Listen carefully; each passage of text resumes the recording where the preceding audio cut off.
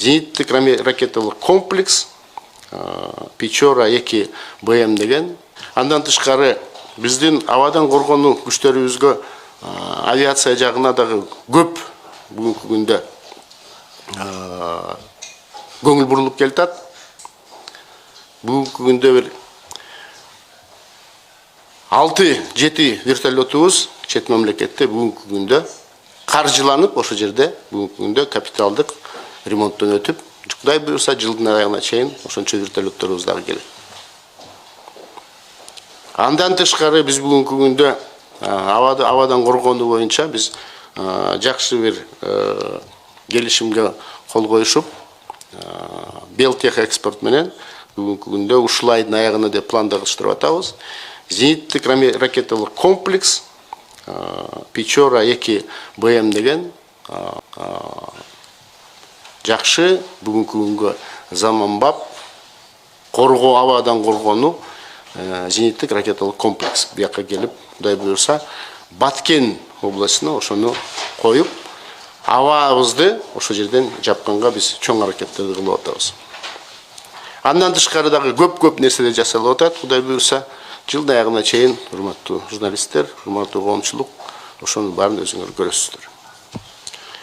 Уважаемые журналисты, бүгүнкү план негизиндеги биздин Коргоо министрлигинин кезеги экен.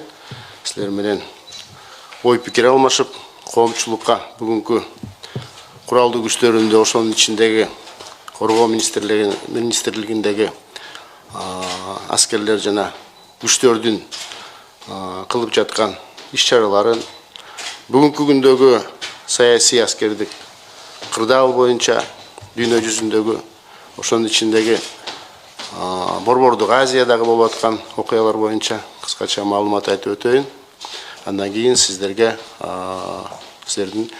суроолоруңарга жооп берейин. Здравствуйте, уважаемые товарищи журналисты. Сегодня, наверное, наступила очередь Министерства обороны рассказать по военно-политической ситуации как в мире, так у нас в обществе, в нашем Центральноазиатском регионе, тех мероприятиях, которыми занимаются войска и силы, так и в том числе соединение части Министерства обороны, о перспективах развития, о событиях, которые происходили в сентябре месяце на Баткенской операционной зоне. В последующем я хочу ответить на ваши вопросы и на этом завершить нашу работу. Урматтуу журналисттер, урматтуу коомчулукка кайрылып кетет элем. Бүгүнкү күндө саясий аскердик кырдаал дүйнө жүзүндө дагы ичинде Борбордук Азиядагы региондо дагы бүгүн күндөн күнгө курчуп баратат тилекке каршы. Буга азыркы учурдагы Россия менен Украинадагы болуп жаткан куралдуу кагышуулар, Кавказда болуп келаткан Азербайжан менен Армениянын ортосундагы кагышуулар, биздин өрөөндөгү Борбордук Азиядагы бүгүнкү күндөгү кырдаал, биздин Баткендеги болуп аткан окуялар, Кыргызстан менен Тажикстандын ортосундагы талашуу окуялар, ошонун баары бүгүнкү күндө куралдуу күчтөрдүн бүгүнкү күндө күчтөрү жанагы кошумдардын баары көчүрмөн пландын негизинде иш жүргүзүш керек. Ошол иштер план боюнча жүрүп жатат. Эл аралык келишимге байланыштуу биз ошол жердеги эл аралык машыгууларга катышып келатабыз. Өз ичибиздеги келе жаткан план негизинде болуп аткан көчүрмөн даярдык окууларга ал жагына чоң көңүл бурулуп атат. Курал жарак техника жагынан көп иштер жүрүп атат бүгүнкү. Ремонттор, жаңылоо маселелери. Ошонун баарын ирет менен сиздерге айтып берип кетейин. Жылдын башында тилекке каршы Казакстандагы болгон окуяны баарыбыз билебиз. Ошол убактагы эң биринчи жылдын башындагы биздин аскер бөлүктөрдүн ошол жердеги атайын багыттагы даярдалган биздин тактикалык группалар ЖККУнун деңгээли менен көтөрүлгөн сунуштары менен президенттин буйругу менен куралдуу күчтөрүбүздүн башкы кол башчысы ошол буйрукка жогорку кеңештин макулчулугу менен биздин жоокерлер эң биринчи иретте деп айтсам болот, баягы по боевой готовности Канттагы авиабазадан 10 самолет рейс менен барып түнкү саат 12-де жеткенден баштап түнкү саат 3-тө биздин жоокерлерибиз, биздин ошо тактикалык группалар ошол жердеги стратегиялык объектти Алматыда кабыл алып, ошону деген бир жуманын ичинде, 10 күндүн ичинде кайтарып, өзүнүн милдеттерин татыктуу аткарып кайра келишкен. Бир айга жетпей Кыргыз-Тажик чек арасында дагы бир кагылышуу болуп кышында, баарыңардын эсиңерде, ал жерде дагы куралдуу күчтөрдүн ошол жердеги чоң салымы бар. Татыктуу жооп бергенге биздин аскер бөлүктөр, чек ара кызматкерлеринин баары ошол жерден өзүнүн милдеттерин аткарды. Сентябрь айына алып келсек, бүгүнкү күндө биздин жаңы тарыхыбыздагы бул эң чоң салгылашуу куралдуу күчтөрүбүз 14-17 сентябрдагы эң чоң катуу сыноодон өттү. Элибиз дагы аскер ошонун ичиндеги биздин аскерлерибиз жана күчтөрүбүз. Бүгүнкү күнү ал окуялар боюнча биздин президентибиз, куралдуу күчтөрдүн башкы кол башчысы Садыр Кожоев Жапаров оондо өзүнүн маалыматын толук берген.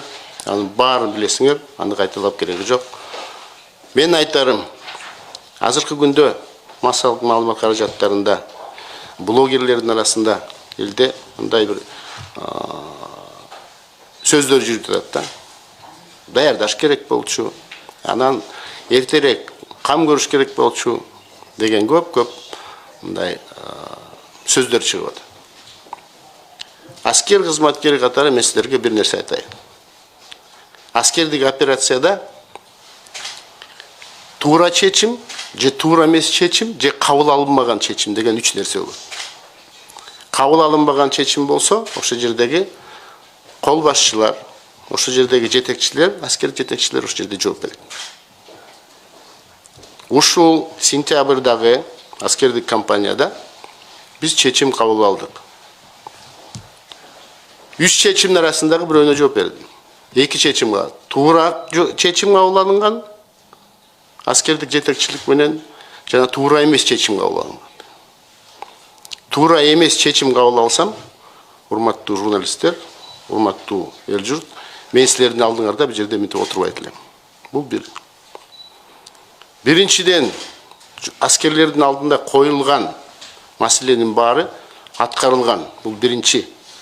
Чабуулга келеткан душмандарды ошол жерден жок кылуу, анан чек аранын сызыкчасына чыгарып туруп ошол жерден баягы восстановление положения по переднему краю или по государственной границе деген ошол маселелерди куралдуу күчтөрүнүн аскерлери бүт баары ошол коюлган маселенин баарын аткарылды. Тилекке каршы жоготуулар болду. Эл арасында, ошонун ичиндеги жоокерлердин арасында. Катуу белгилеп кетким келет. Бул согуштун мыйзамы. Согуш болуп атканда жаратылат, курман болот. Ушул күн менен пайдаланып, мен ошол жерде курман болгон жоокерлерибиздин жакындарына, туугандарына башымды ийип, терең кайгыруу менен көңүл айтып кетким келет. Аскер жетекчи катары, генерал катары.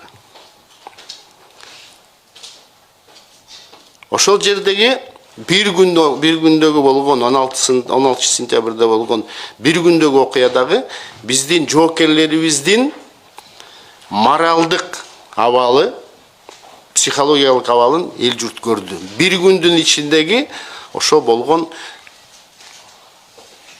баатырчылык, ошол жердеги болгон биздин жоокерлерибиз чегинбестен өзүнүн милдеттерин аткарып, жарадары болуп, ошол жерден курман болгондор, ошолордун баары деген бул бүгүнкү күндөгү аскердик бөлүктөрдөгү аскерлердин духу деп айтсак болот.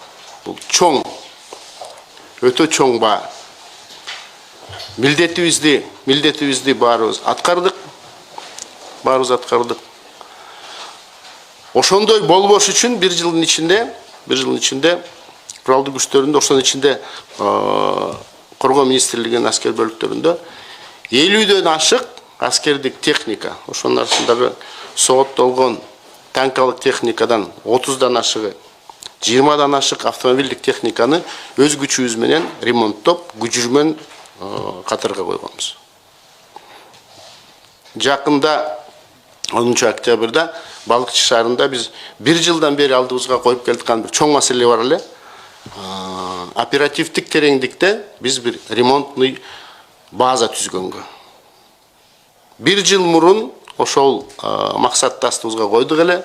Россия Федерациясына барып, мен биринчи Россия Федерациясынын Коргоо министрлигинин генерал армия Шойгуга кезигип, ушундай сунуштарды көрсөткөндөн кийин ошол жерден макулчулугун берип, ошондон баштап бир жыл мурун ошол пландаштырып аткан иш-чарабызды мына ушул жылдын 10 октябрында Балыкчы шаарында борбордук ремонттук базаны түздүк. Ошол жерде танкаларды, сооттолгон техникаларды, автомобилдерди ошол жерден ремонттоп, кайра күжүрмөн катарга коебуз.